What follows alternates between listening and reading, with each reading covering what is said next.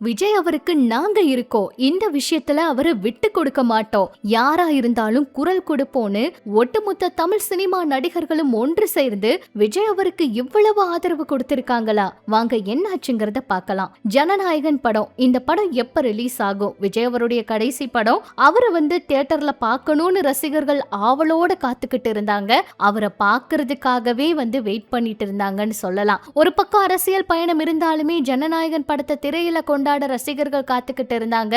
இது எல்லாருக்குமே அதிர்ச்சியை கொடுத்த மாதிரி படம் ரிலீஸே ஆகாதுங்கிற ஒரு நிலைமைக்கு தள்ளப்பட்டுச்சு. தொடர்ந்து படம் ரிலீஸ் ஆகாம இருந்ததுனால ரசிகர்களும் ரொம்பவே அப்செட்ல இருந்தாங்க. ஜனநாயகன் படம் ரிலீஸ் ஆகாம தள்ளி போய் தேர்தல் முடிஞ்சதுக்கு அப்புறம் ரிலீஸ் ஆயிருந்தா கூட ரசிகர்கள் அதை விரும்பி பார்த்திருப்பாங்க.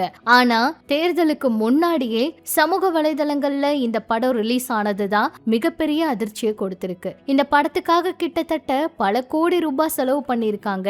ஒட்டுமொத்த டீமோட உழைப்பு, பல நாள் உழைப்பு, எவ்வளவு பேர் அவங்க உழைப்பு இந்த படத்துக்காக போட்டிருக்காங்க. இத சமூக வலைதளங்கள்ல இப்படி லீக் பண்றதெல்லாம் ரொம்ப தப்புன்னு எல்லாருமே கோவப்பட்டிருக்காங்க. ரஜினிகாந்த் அவர்கள் ஜனநாயக படம் இணையத்துல வெளியானது ரொம்ப அதிர்ச்சியை கொடுத்திருக்கு. திரை அமைப்பு இதுக்கு எதிராக குரல் கொடுத்தே ஆகணும். அரசு இதை செஞ்சவங்களை கண்டுபிடிச்சு கடுமையான தண்டனையை கொடுங்க.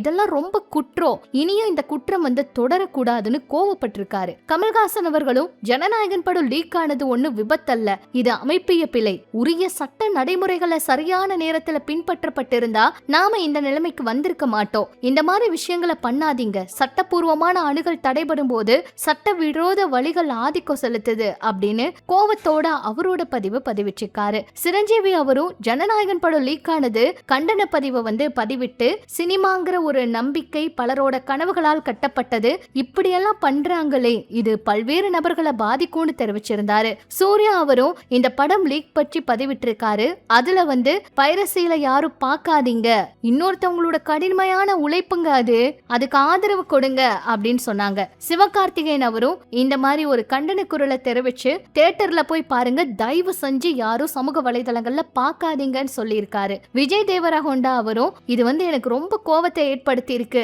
அப்படின்னு தெரிவிச்சிருக்காரு. நடிகர் கார்த்தி, ஜெய், சிபி சத்யராஜ், ஜிவி பிரகாஷ், கவின், ஜீவா இவங்க எல்லாருமே ரொம்ப கோவப்பட்டு இருக்காங்க. எதிரான கண்டனங்களை கொடுத்திருக்காங்க. சொல்ல போனா விஜய் அவருக்கு இதுல ரொம்ப ஆதரவை தான் கொடுத்திருக்காங்க. அது எவ்வளவு பேருடைய உழைப்பு தெரியுமா? எவ்வளவு பேர் அதுக்காக எவ்வளவு நாள் கனவோடு வேலை செஞ்சிருப்பாங்க. அந்த படத்தை திரையில ரசிகர்கள் முன்னாடி கொண்டு போய் நிறுத்த அவங்க பல நாள் உழைச்சிருப்பாங்க. இப்படியெல்லாம் ரிலீஸ் பண்ணி இவ்வளவு தூரம் அவங்களோட உழைப்புக்கு பலனே இல்லாம பண்றதெல்லாம் நியாயமே இல்ல. அரசியல் விஷயங்களை இந்த சினிமாவுக்குள்ள கொண்டு வராதீங்க. இந்த படத்தை எதுக்காக இப்ப ரிலீஸ் பண்ணீங்க? எதுக்காக இந்த மாதிரி எல்லாம் பண்றீங்க?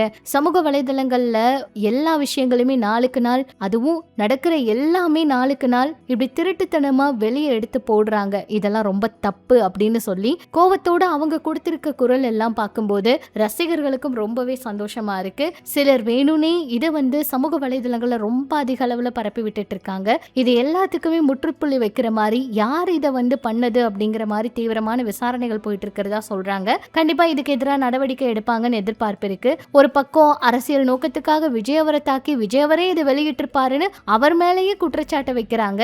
இவ்வளவு கோடி இவ்வளவு கஷ்டப்பட்ட ஒரு படத்தை கண்டிப்பா அவர் இப்படி வெளியிட வாய்ப்பே இல்லை. ஏன்னா இன்னுமே அவங்க போராடிக்கிட்டு தான் இருக்காங்க அந்த படத்தை ரிலீஸ் பண்ண. அதனால இதுல என்ன முடிவு வரும், என்ன தீர்ப்பு வரும், அடுத்து என்ன நடக்க போகுது அப்படிங்கறதெல்லாம் பொறுத்து இருந்து தாங்க பார்க்கணும். இது பற்றி உங்களோட கருத்துக்களை சொல்லுங்க. இன்னும் இது போல நிறைய சினிமா தகவல்களை தெரிஞ்சுக்க நம்ம சேனல் கூட இணைஞ்சிருங்க.